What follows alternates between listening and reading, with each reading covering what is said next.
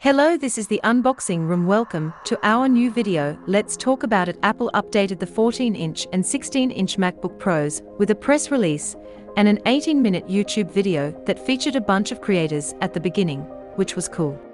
But on the inside, instead of M1 Pro and M1 Max, it's M2 Pro and M2 Max and a couple other tiny improvements also. So the first Apple Silicon MacBook Pros, when they came out in October 2021, honestly, some of the most unanimously well-liked computers I have ever seen. They added back the ports. They got rid of the touch bar. They brought back MagSafe. They bumped up to an excellent high refresh rate mini LED display, and the performance is incredible. Like across the board, completely identical on the outside. Same sizes, same colors. The only way I can differentiate this new one from my old 16-inch M1 Max is the icon skin I've had on the back. Hit the bell icon, don't forget subscribe. So the bulk of what's new is coming from the new chip inside M2 Pro and M2 Max. They are essentially the same price tiers and configurations across the board as before. But Apple is quoting now 20% more CPU performance and 30% better GPU performance. This in front of me here is a maxed out M2 Max with a 38-core CPU and the new maximum of 96 gigs of shared memory. It's built on a new 2nd Gen 5nm process, and they've added some cores to more high-efficiency CPU cores and 3 more GPU cores on the Pro.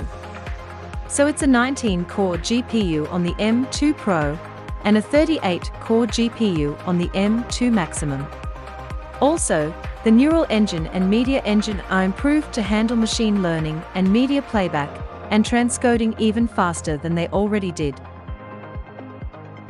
If you're into synthetic benchmarks, I did run Geekbench 5 and the single-core score is now the highest I have ever seen. Just over 2,000. While the multi-core score was north of 15,000. Here's some context to give you an idea of how impressive these numbers are. And yes, that is about the 20% CPU improvement that we expected. And then in Cinebench, again, it had a chart-topping single-core score. And here's how the multi-core stacks up. So overall capabilities, basically the ceiling has been raised up by the 20 to 30%, which is great. But as I mentioned in the original M1 Max review a year and a half ago, it's not so much about the raw processing power, as much as it's about the things that it allows you to do better or faster than before. Hit the bell icon, don't forget subscribe. This new M2 Max did it in 23 seconds. So again, a pretty substantial improvement. But clearly the outgoing machines weren't lacking, but they've taken basically everything that was good about the old ones and improved. It just bumped it up a little bit, which is sweet for everyday, daily non-demanding tasks, as you can probably imagine. These are still great, totally great, like I've already told you all about the excellent mini LED display that has a questionable amount of light bleed, but still looks pretty great most of the time. I've already told you about the top-notch design and all of the metal build quality, the huge trackpad, the high-quality headphone jack, the return of the built-in SD card slot. Hit the bell icon, don't forget subscribe. I've already told you about all that. But what about those other tiny improvements I mentioned earlier that aren't the M2 chip?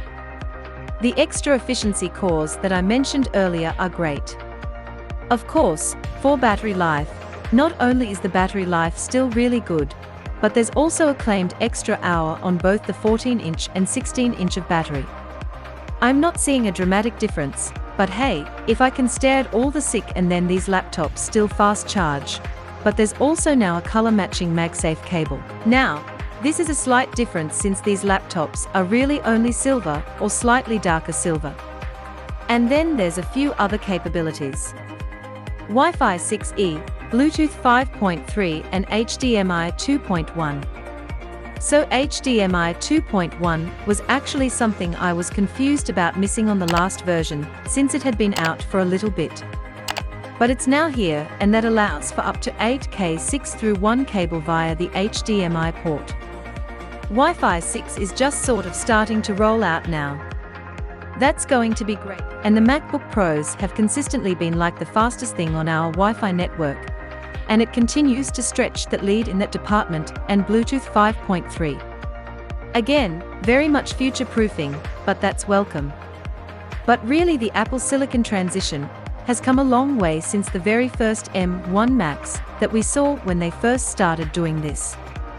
There are a lot more well-optimized apps. It's a lot more obvious what the benefits are. It's still not complete, of course, because we don't have a Mac Pro yet. And also it kind of feels like they forgot about the iMac that's just chilling, still stuck at M1 for some reason. But really it's these are a level up from the rest, and I think my overall recommendations about what to buy at certain spots in the lineup basically stays the same.